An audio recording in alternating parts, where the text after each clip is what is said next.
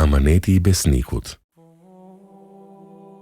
Profeti i fundit, i dërguar i Zotit Muhamedi alayhi salam, u njoh dhe thirrej me epitetin Elemin, besniku, dhe e meritoi të gëzonte këtë titull që para se t'i vinte profecia, pra para se t'i shpallej Kurani dhe të urdhërohej nga Zoti të thirrte njerëzit në Islam me të. Pra, ai e mëshiroi Islamin në esencë dhe përmbajtje, para se i madhi Zot t'i mësonte atij formën e gjërave për ta përsosur dhe perfeksionuar të jetuarit sipas manualit hyjnor, Kuranit dhe shembullit më të mirë njerëzor, traditës profetike.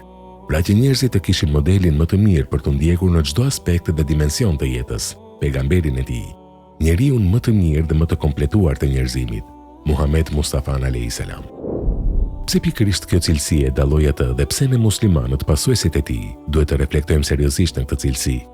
Sepse besnikëria mbart thelbin e virtyteve më të larta humane, si vërtetësinë, sinqeritetin, amanetin, përgjegjësinë, durimin e të tjerë.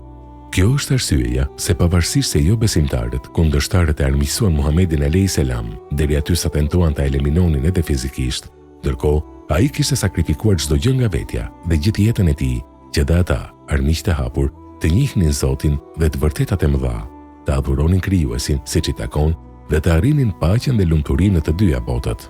Megjithse ata u treguan armiqësor ndaj tij, ata i besonin atij jetën, pasurinë dhe amanetin.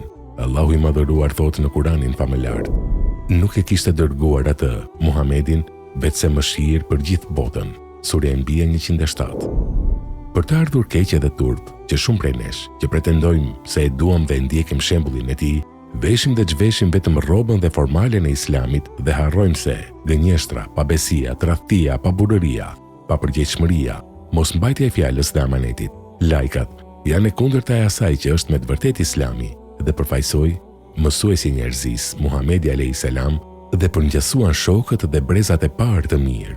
Ngatërrojmë shpeshherë privilegjin duke zhvleftësuar amanetin me të cilin jemi ngarkuar, për të cilin Allahu i madhëruar ka thënë në Kuran: ne ja propozuam amanetin qiejve, tokës dhe maleve, por ata refuzuan të pranojnë këtë nga frika, kurse njeriu e morri mbi vete. Ai, njeriu, me të vërtet është i padrejtë dhe ignorant.